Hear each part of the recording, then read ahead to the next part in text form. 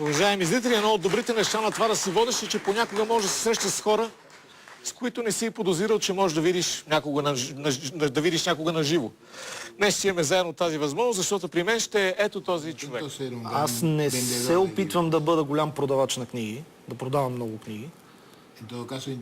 При всички случаи се опитвам някои хора, които ме четат, да променят начина си, възгледите си, начина по който гледат на реалността около тях. Парите за твореца. Все пак те са някаква оценка на труда му.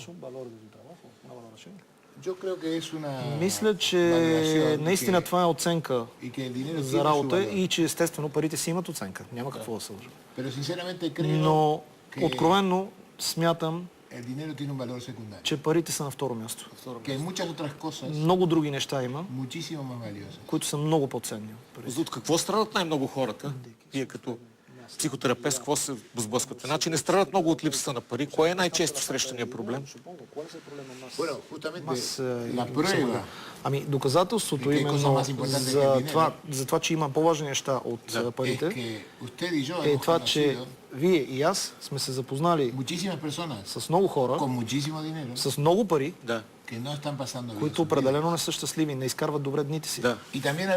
И също някои, които са пък с много малко пари, които са много щастливи. Най-щастливата нация света е Бангладеш. $2 на месец. Майка Тереза от Калкута беше се обадила и я нарече щастливия град.